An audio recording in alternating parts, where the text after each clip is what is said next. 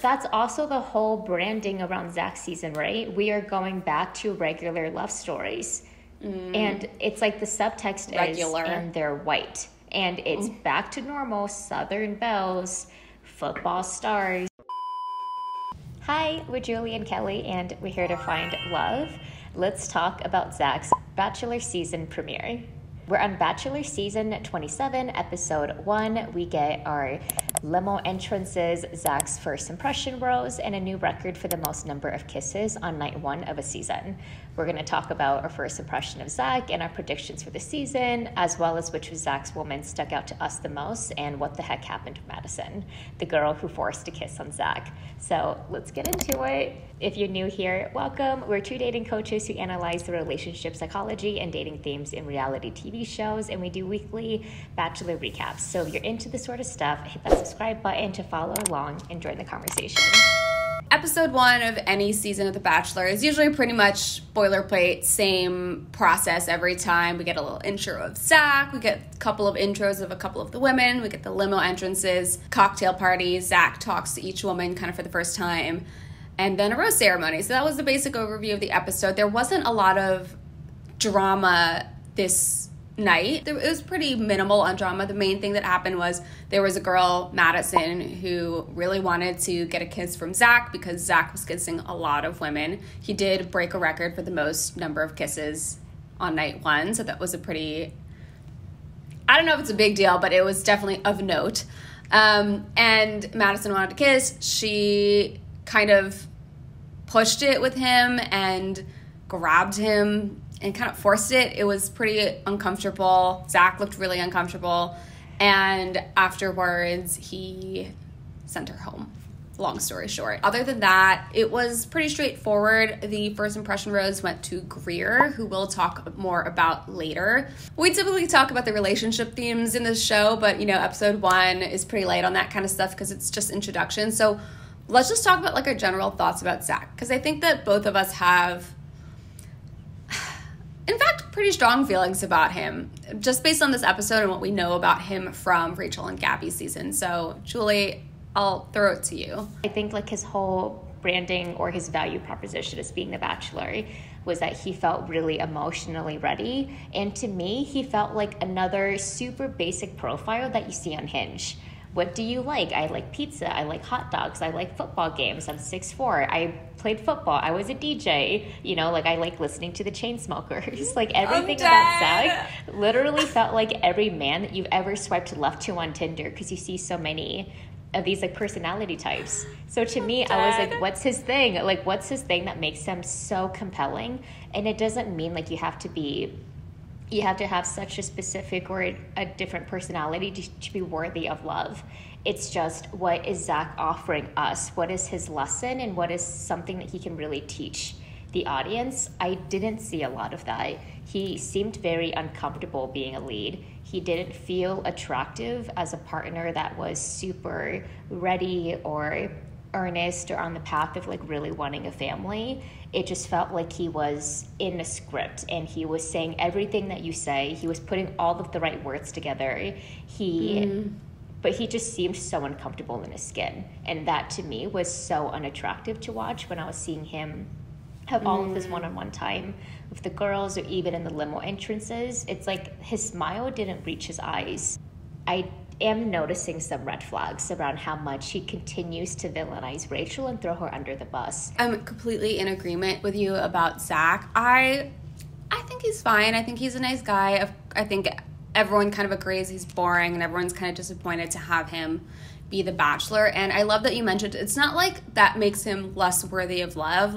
He seems fine, and I'm sure he would he's nice. Be a great guy for many people. It's just when you get this opportunity, this platform to be the lead of a season, you kind of expect that the person given this opportunity is someone who is, unique in some way, special. We're going to learn a specific lesson, like you said. But with Zach, it's he's just so, to your point, boilerplate. He's just so there's nothing to grab onto with him. There really isn't. In fact, the only thing that I know about Zach that I feel strongly about is I didn't like how he behaved in his season. I thought that he was really, really rude, dismissive, and honestly a little misogynistic toward Rachel.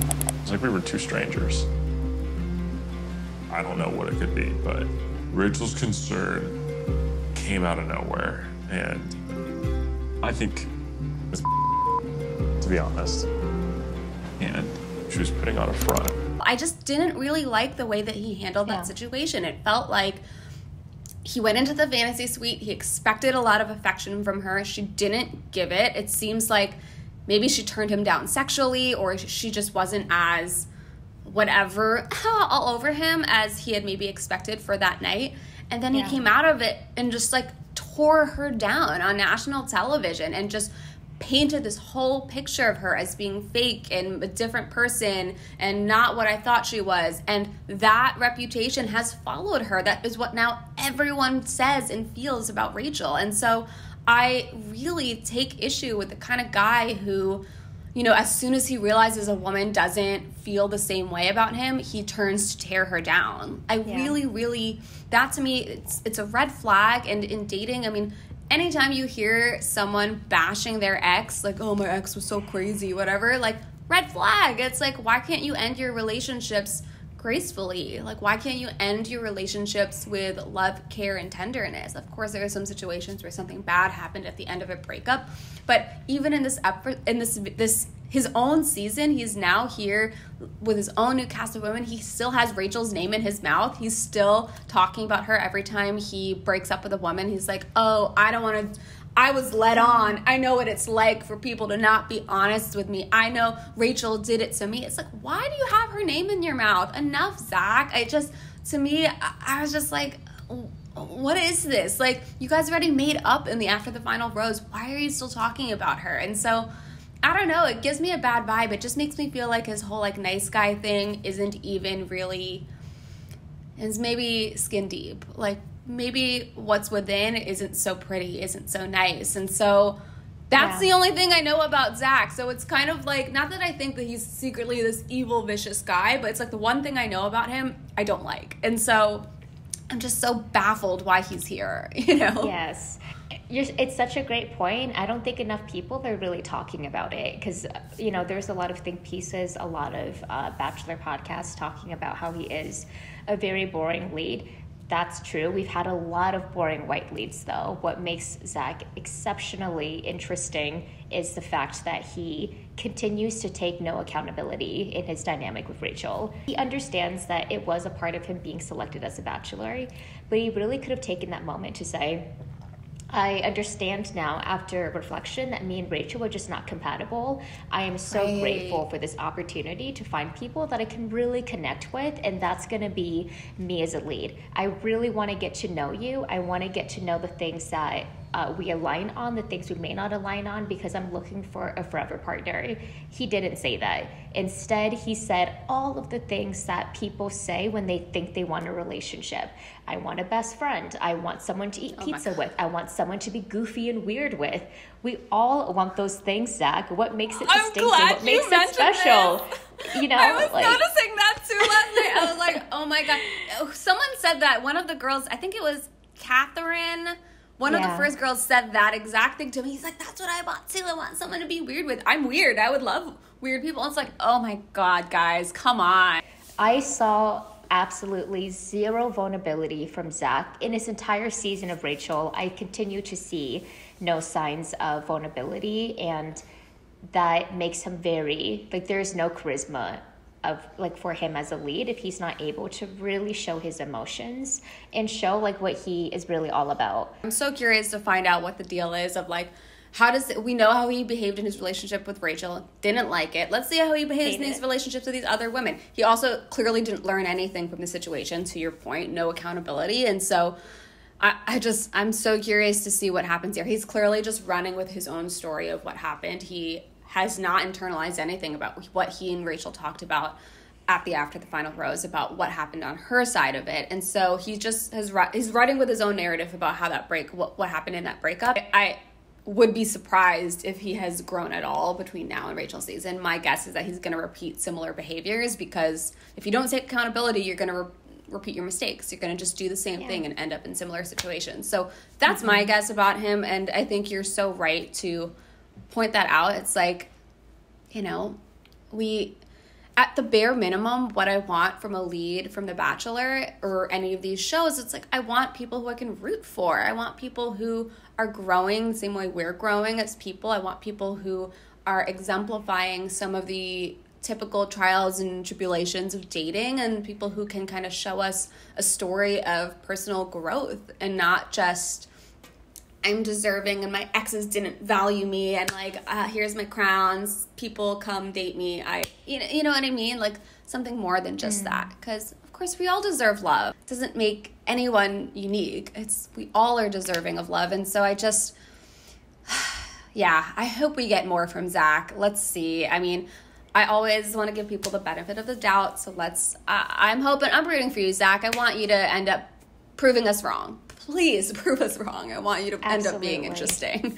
And it's important to note that as me and Kelly are talking about Zach, we don't know him as a person. We're merely just kind of extrapolating ideas about his personality based on his past patterns for everyone to analyze and to think about in their own relationships and dating. He's kind of just acting as his avatar for us to have these deeper conversations around.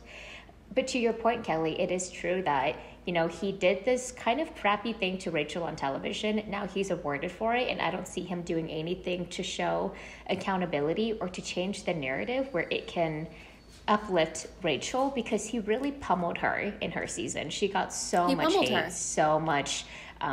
She got a lot of really bad backlash from the internet, and he continues to not really show any care towards her.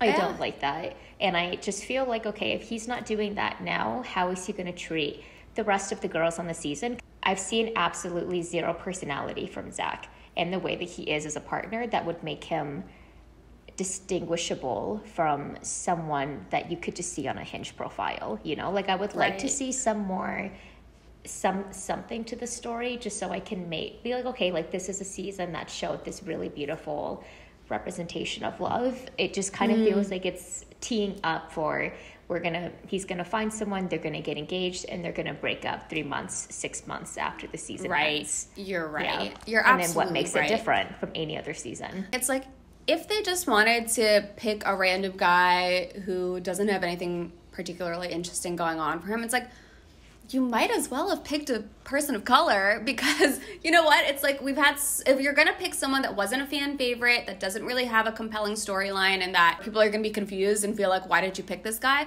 It's like we have had plenty of boring white dudes. You could pick a boring person of color. There's lots of great men of color who have been on The Bachelor and The Bachelorette in the last couple of seasons.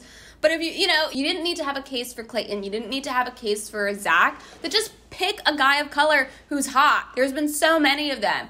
Ethan, Rodney, Justin. Just pick a hot guy and make him The Bachelor. You don't need to make a case, because you clearly didn't make a case for Zach. So I just feel like if they were going to pick someone random anyway, they might as well have picked someone random whose story we haven't seen played out yet. I think about Ethan all the time, because I'm like, Ethan was so funny, charming, entertaining. No one had any bad feelings about him. He was also like not a main character, so we didn't really learn a lot about him. I think he would have been such a fun person. Exactly, same exact thing as Zach. And it's kind of like, I think Ethan would have been so fun as The Bachelor because we don't know anything about him, but his story would have been unique. He's an Asian man, and I think that would have been different from the story that we have seen told over and over and over for the last 27 seasons. And so it's like, great, let's do something a little different. He's still, we don't know anything about him, just like we don't know anything about Zach, but like, whatever. Like, might as well have someone who has something like a little bit unique and who's not just the same old, same old. And so that's like the thing that keeps irritating me. And there are also plenty of fan favorites that could have been picked, like Rodney, like Justin, like, I don't know, even Nate. Either of the Nates. Michelle's Nate versus Gabby's Nate. Like, either of those Nates. I still don't like Gabby's I know Nate, you but don't. I hear what you're saying. I mean, to be fair, I don't actually like either of those Nates, but nonetheless, they're fan favorites. People like them. There were plenty of great options here, and so it's just really, really frustrating to see someone like Zach picked for no reason. And like, not only do we know so little about him and do people not really like him, but the main things that we know about him are not good. So it's frustrating. It's really, really frustrating to see. But again, benefit of the doubt, I'm just going to hope that Zach proves us wrong and ends up being wonderful. At least with Ethan, his story it would have been amazing for representation of Asian men in America. Because right now there's already some stereotypes of the desirability of Asian men and how people perceive it. There's all of these statistics and studies about how they're perceived and how it ties into toxic masculinity and all of those themes. So at least with Ethan's story, it would have opened up this beautiful conversation. It would have elevated Asian men, rightfully so. It would have created all of this nuance towards dating and the way that we view attractiveness. And The Bachelor has the opportunity, and they have the clout to shine a spotlight on those things. They choose not to. They choose to uplift Zach. It's so frustrating. I kind of feel like because of that, I'm a little harder on Zach, because it's like, okay, if you're going to be this person that has this love story, what are you going to really contribute to the conversation around dating right now in contemporary media? Right. What are you saying outside of the most basic things I've ever heard anyone say on TV? Like, I could literally pull it from a Hinge profile. I've seen men say it before. So moving into our thoughts about this season overall, I have so many things to say, but the main thing that really stuck out to me about this episode, and hopefully it's not the case for the whole season, but definitely in this episode, the main thing that was sticking out to me is, you know, the girls, they all seem fine. They all seem good energy. They're all super hot. I was a little bit like, wow, those girls are a little bit kind of too hot for Zach's league. I mean, Zach's, a fine looking guy, but like, man, those girls were good looking. So I was just like a little bit wow. But does it feel like we're sort of backtracking in terms of casting diversity? Like, it feels like we were seeing so few people of color in this season premiere. I mean, it felt like such a white season premiere. And I know that there were lots of people of color in this cast of women, the 30 girls who were picked for Zach.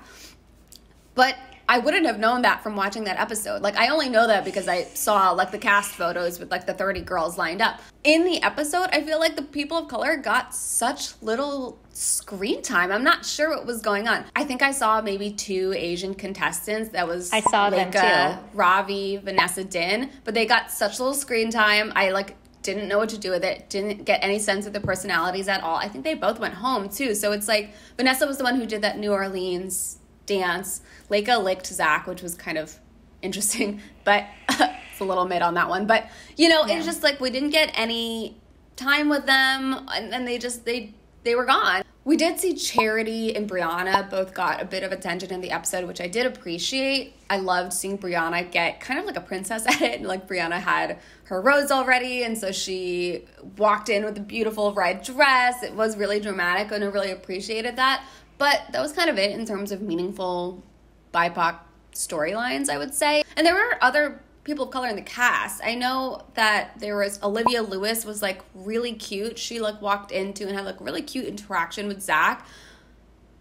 But then she was sent home. Hopefully still going to be some women of color who will get attention in the season. But at least as far as this episode went, I don't know. It felt like progress in this department in terms of diversity felt so stalled. When I was watching this episode, I felt like this could have been an episode from like the early 2000s. I was just, I don't know. I even kind of had this feeling like the producers of the show were kind of like leaning into their old ways even more, their old ways of just like exclusively centering whiteness, as opposed to in the past couple seasons. It feels like they've been trying to have more racially diverse casts, but in this season, I was like, it almost felt like a whiplash. It was like, all right, we gave you all those, brown skinned people. Now let's get back to the whiteies. Like, that's what it felt like to me. I know that's not exactly how it happened, but that's what it kind of felt like. And not that any of those people, they all seem lovely. There's lots of girls that I'm excited about,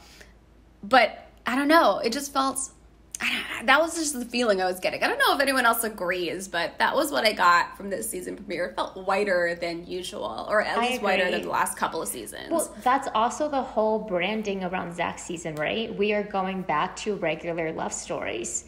And it's like the subtext regular. Is, and they're white. And it's back to normal, Southern belles, football stars as the lead. I have seen it, been there, done that. This is 2023 now. There is a lot more different diverse love stories that we should definitely be highlighting. One other call out too that I think is worth mentioning, there's a campaign going around social media right now called Roses for Every Body that's calling for more diversity in terms of body size in the casting. And it's so true. Plus size fat folks are basically non-existent in Bachelor Nation, which is pretty ridiculous given that the majority of people in this country, or close to a majority, do not have bodies that look like the people that we see on this show, right? And so it is pretty ridiculous that we never see fat or plus size folks on the show ever. And it's ridiculous because there are other dating shows that have people with different body sizes, right? There's other dating reality TV shows that are more than happy to have diverse casts. So I don't know why The Bachelor is so far behind on this. So I've seen a lot of people actually boycotting this season specifically of The Bachelor because it just feels so, to your point, Julie, tired, back to the old ways, back to basics, back to your regular white programming, white, thin, Southern Belle programming. And it's boring. I mean, we've just seen so much of it. There's so many great love stories out there, and I'm tired of it. So we'll leave the link to that campaign, Roses for Everybody, down below if you want to check it out. There is a petition to sign. I do think that this season feels, it's a little cringe. It makes me apprehensive about supporting this series. I mean, obviously we love The Bachelor for so many reasons, but there's been 2 plus size contestants on this show since it started 27 years ago. There's like 1,000 contestants that have been on this show, and 2 of them have been plus size. I mean, that's pretty ridiculous. Like, when you really think about these things, it really sinks in. I'm like, what is this show that we're all supporting? And I'm saying that, I mean, obviously we're going to cover this show and we love talking about The Bachelor and there's a lot to gain from it, but it does really kind of grind my gears. With our show too, we're looking at analyzing different types of media on TV outside of just The Bachelor, because it is really problematic when we consider the whiteness of it, the lack of body positivity on the show, the lack of diverse and beautiful love stories that they could really showcase, the social media backlash that they can really push onto the contestants, and how much drama to them equates into misery. It's no longer about this really cool setup for a dating experiment. Put one emotionally ready person as the lead and make a bunch of really compatible people be their contestants and have them date until they find their partner, if that's what they're looking for. The show has deviated so far past from that it's so hard to analyze, and it's so hard to root for so many of the love stories. Even the ones that have been successful coming off the show tend to fall apart in the spotlight and the media appearances they do afterwards. I know, you're so right. Well, this is a good moment to say that if you aren't subscribed to our channel, hit the subscribe button. We do so many deep dives. We do recap every episode of The Bachelor. It's a good starting place for conversation about relationships. We're dating coaches. We're here. We want to talk about the relationship themes. We often end up talking about these social issues. We often end up talking about the politics of these shows. We often end up talking about what are these shows doing or not doing to create healthy love. But we're really here to talk about the dating themes. That's really what we're here to do. And if you're into that kind of stuff, you want to talk about the relationship psychology of reality dating shows, of movies in general, subscribe to our channel. That's what we're here to do. I would say another really big point that I want to bring up about Zach's season is how I feel like he does not have a lot of control over himself in physical contact. At that first night, I feel like there's a little bit more composure, there's nerves, and it's just vibing with everyone and just getting some kind of personality fit. I feel like Zach immediately went for, am I attracted to them? I'm just going to kiss them to find out. And it kind of led him down a slippery slope of kissing people that maybe he didn't even want to kiss, or them kissing him because they saw that he was kissing everybody else. That brings into question, consent, because it was really hard for me to watch kisses where there wasn't enthusiastic consent. It didn't seem like 2 people were all in. Case in point, the Madison, they did the gritty, they kissed, they walked away, and I wanted to shrivel up and die. Just seeing them awkwardly walk away, okay, I'll see you later. And they both kind of just made a face when they turned away from the camera. I don't have a problem with him choosing to kiss women that he has It's fine if he wants to, but yeah. I think the problem was that, you're right, it kind of got out of hand, because then he was kind of accepting kisses from women that he didn't really want to kiss, and that's where it becomes troubling, because you could see, like, even Zach, he walked away and he was like, that felt uncomfortable. That felt like a little bit, like, forced or weird. You could see he felt uncomfortable. And, you know, that's where, you know, you're getting to a weird zone where you're not able to have boundaries. Just if you want to just kiss a bunch of women, cool, great, go for it. If that seems like a helpful way for you to understand, you know, whether you're attracted to someone or if there's chemistry, sure. Honestly, most of the blame goes here to Madison, though, because Madison was pushy. It was just like a forced situation. It was like, honestly, if the roles were reversed, because I feel like we talk about consent so often when it comes to women being able to have their boundaries with men, but we often ignore men's boundaries. But, like, Zach was giving all kinds of signals to Madison that he did not want to kiss her. He went in for the hug. He kind of resisted when she was initially pulling him in, and she, like, forced his face to hers. And it was really, it's really like, hard to watch. if the roles were reversed, if that was a man forcing a woman's head to kiss, like, people would be like, what the heck? And total outcry. I mean, total outcry. And the thing is, like, it's still not okay when it happens to a man. It's still not okay when it happens to Zach. So to me, then Madison walks away, like, crying because she was rejected. And it's like, why don't you reflect on why you forced a kiss on a man who clearly didn't want it? Why didn't you pick up on those signals? Why didn't you take his body language? He was clearly trying to pull back. Why couldn't you accept his no for an answer? I think that's what Madison had to really think about. Not, I want to be wanted. I got rejected. This is so embarrassing. It's like, you're missing the point, right? Like, I think also women have this idea of, like, oh, he's going to be so happy that I'm kissing him, right? All guys just want to make out with women, right? That's what men want, right? And it's like, no. It's like, consent always matters. And so I was happy that he at least, like, was able to recognize in his head, like, yeah, this didn't feel good. It felt forced. It felt uncomfortable. I'm going to send her home. So at least that was, like, one moment where we got to see him starting to take control back, but it was kind of like after things had already gotten out of hand. Right, and that is another good thing about Bachelor seasons. The best ones tend to be the ones where the leads have control over their season. They have control over the people they know they like. They are the ones that are determining the boundaries. Things happen to Zach. Zach doesn't make things happen. Madison was the one that asked him, do you even want to continue seeing me? And then in the conversation of him sending Madison home, he throws it was initiated Rachel by under her. the bus. Yeah.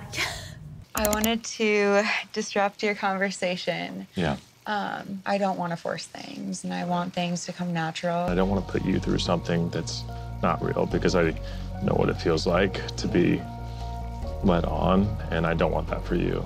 I'm sorry. I don't see a future with us. So it's like, it wasn't even a strong demonstration from Zach. Oh my God. He was like, You're based on right. what happened to me, I experienced someone leading me on. I'm not going to do that to you. You're Zach, right. You're He not didn't. a knight in shining armor for saying that. And you stop throwing your exes under the bus when you, like, or you have to be a little bit mean. It's not being mean. It's having strong boundaries. So because of that, I felt like You're right. Madison was inappropriate, but Zach kind of mishandled it super clumsily, kind of like how I've seen him handle past situations. So it's like, what's happening? I forgot. Because he didn't even initiate that conversation. Madison She did. walked up to him. Madison came up to him and was like, hey, I want to talk about that. Like, it felt weird for me. What do you think? I don't want to force it. And, like, so she was the one who was at least acknowledging the situation as opposed to him and naming his boundaries. And so it was, hard to call it a win for Zach, I guess. Yeah, and then he blames Rachel for it somehow. Somehow being forced into a kiss by some random girl is Rachel's fault still. I do think that might be more of a theme, and I hate that for Rachel, because I hope that none of it goes back to her in any way. She suffered enough. She had such a hard season. She had to deal with everything that happened with Tino on TV. That's so painful because she had so much love for him. She doesn't deserve to keep getting thrown under the bus and just keep getting all of this bad attention on her. No one deserves it. Breakups suck. Let's just move on and wish each other the best. Yeah. Right. Here's one thing I will say. When we talking about consent, he did ask several women before kissing them. You're right. We saw him say, I think to like 2 different girls, he's like, what, like in some situations the girl was moving in, so there was already like a body language signal that they wanted to kiss. And then in some situations where they weren't leaning in, he was like, I kind of like want to kiss you. Can I kiss you? And they were like, oh, yes, totally. So he did ask. So he was practicing consent as far as the women, and like him, like he kissed a lot of women, but he did so in a very respectful way. I agree. The problem was his own boundaries that he wasn't really able to maintain. And to your point, it's like having your own boundaries and having control over your own story and what's happening in it and being very intentional about what's going on is so key to succeeding as the lead of a Bachelor show. So that's kind of the thing that he kind of fumbled on. But let's see. I'm gonna hope that it was really more like a Madison thing, and maybe he'll be able to be more kind of decisive about what he wants and what he doesn't want in the coming weeks. Fingers crossed, hoping for the best. Fingers crossed. I mean, tell us down in the comments below what you think about Zach and how his season might pan out. We have our predictions, but I am very hopeful that he will turn it around as a lead, and there'll be some love story that we could, start to root for and be super excited about. Tell us what you think about the kiss, like Madison and Zach's kiss and her kind of forced situation. What did you think about that dynamic? What do you think needed to be done differently there? How do you think Zach handled it? What do you think about him continuing to mention Rachel? Leave your thoughts down below. Let's discuss. And by the way, if you're enjoying this conversation, give this video a like. It really helps us out a lot. Time for standouts. So I had some favorites from this episode, favorites that I think Zach is into and will make it far this season. It's Gabby, it's Greer, who was his first impression rose, problematic. Me and Kelly will talk about that in a second. And Charity, who's my personal favorite. And then Christina. And I think with Gabby and Greer, they seem more like his type. It seems like he's into pretty brunettes that have like really cute, sparkly personalities. I think Christina is someone that he's like really attracted to sexually. And I think Charity's who he should be with, but he probably won't. But Charity is just like so wonderful. They have such commonalities of like his mom being a special needs teacher, her working in the mental health space. There was just so much synergy between them. And that was the first conversation of that night where I thought, wow, this is the conversation that's giving Bachelorette energy, giving front lead energy. But we'll see what he's into. I think that he should go with someone like Charity. I have a similar read for like what his type is, but there are different girls that stuck out to me. I mean, I guess there's the girls that I liked, and then there's girls who I think are going to make it far, two different categories. Girls that I liked, it's like I'm always rooting for the women of color, of course. So I was hoping Lekha and Vanessa would make it, but whatever. And, they got so little screen time, so it's hard for me to say that I liked them, but I was kind of rooting for them. I was rooting for them too, because one of the girls is Vietnamese. So I was just like, it was nice to see that on TV. Lekha, I think she's from India. I think she was born in Chennai, India. So I was just, at least make it like a little bit into the season so we get to know them a little bit. Hopefully we can see them on Bachelor in Paradise. So that's my hope. I mentioned Olivia too. I thought she was so cute, and they had a cute interaction when they met when she came out of the limo. It was like really cute. They were both kind of shy, and she was so cute and giggly. It was kind of giving Serena level cuteness, but also like maybe some of the nervousness of like Abigail. That's who Olivia reminded me of, like a combination of these two women. And like she just went home. I was like, what the heck? So like I feel like a lot of the girls that I liked were just sent home. As for the girls who are actually left, Greer, who got the first impression rose, she was obviously very cute. She got that little intro montage, and she was like very goofy in her intro montage. So I feel like she, to me, stood out even from just that initial intro before she even started interacting with Zach. Before she got the first impression rose. She was already standing out to me just in terms of like her personality is just more potent and dynamic in a way that I think some of the other girls are all kind of blending in. Like I feel like Greer, she to me felt like objectively one of the most attractive girls of the bunch, not just like appearance wise, but just in terms of like her personality was just a little bit like magnetic in that way. So I was very unsurprised that she got the first impression rose. However, as you mentioned, like I'm not in love with her. I think there's some stuff has come out that she's a Trump voter and like has like a very poor track record. Yeah. So, exactly. So I think that she's going to end up being a controversial character in this season. But I also think that Zach is also a Republican. So I'm pretty sure that she's going to, that's not going to bother him. She also said that whole thing about, like, I want a traditional marriage, like, I want to do this once. Like, so it all sounded very, like, conservative. So I think the two of them are actually going to connect pretty well. Don't love her, but then again, I don't love him either, so it's fine. Let them have each other. So it's like, I would say Greer is in my top, would be, like, if we were doing, like, a Bachelor bracket, like a fantasy league, I would put her pretty high up in my bracket. Other than her, I also really liked Jill. She was a cute, like, nervous girl, the first one out of the limo. I don't think that, you know, she'll be, like, the winner at the end of the day, but she was so cute. She also kind of reminded me of Abigail, just in terms of having that kind of really cute energy, like, super hot, but, like, kind of in a humble way.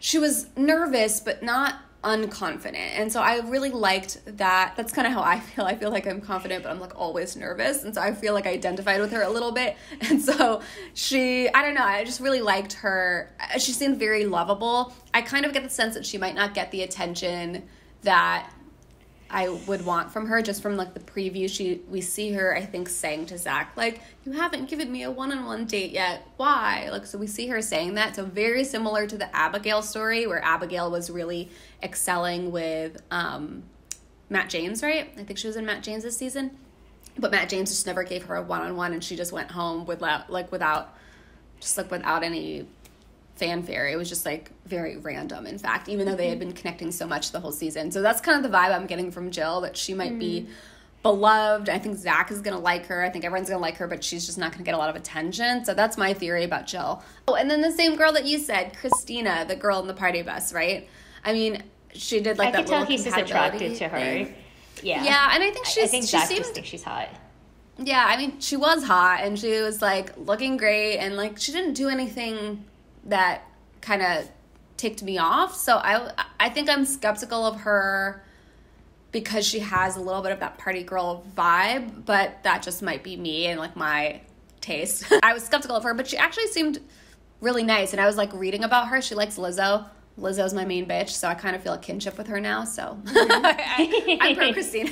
I'm down. I'm into it. Like, I don't know that I think that they're, like, the most compatible of all time, but I'm into it. I kind of can see it. So yeah, those are kind of my standouts, I would say. The other one is Bailey. The first girl he kissed, she, like, came out of the limo and he kissed her right away. She was from the original 5 that appeared on the After the Final Rose at the end of Gabby and Rachel's season. So Bailey, I also kind of get a sense that she fits that same profile that you described, Julie, of, like, really attractive brunette who's just very kind of, like, down to earth and hot. So Bailey definitely fits that mold. And I think the fact that he kissed her right away when she came out of the limo, to me, it signals that he probably liked her at the After the Final Rose. He probably liked her the most of those 5 women. And so he probably, like, wanted to signal to her right away that, like, I'm sorry I messed up your name and I actually, like, really like you. And so I get the sense that she will probably get, like, he'll probably give her, like, a one-on-one, or he'll probably give her some good attention. Whether or not they connect, I'm not sure. But it seemed like, I would guess, just based on his energy with her, that he is interested in her. So I would probably put her pretty far in my bracket, too, if I was going to have a fantasy league bracket. So let us know down below who you think your standouts are, who you think will actually make it far in Zach's season. Tell us and we'll start a conversation. Make sure you're subscribed to our channel if you aren't already. We will be doing Bachelor recaps of every single episode of Zach's season, so make sure you're subscribed so you don't miss one. We'll also leave a playlist somewhere here of all of our Bachelor recap videos from this season, so you can binge them if you're watching this at a later date. And we'll see you all next week. Bye!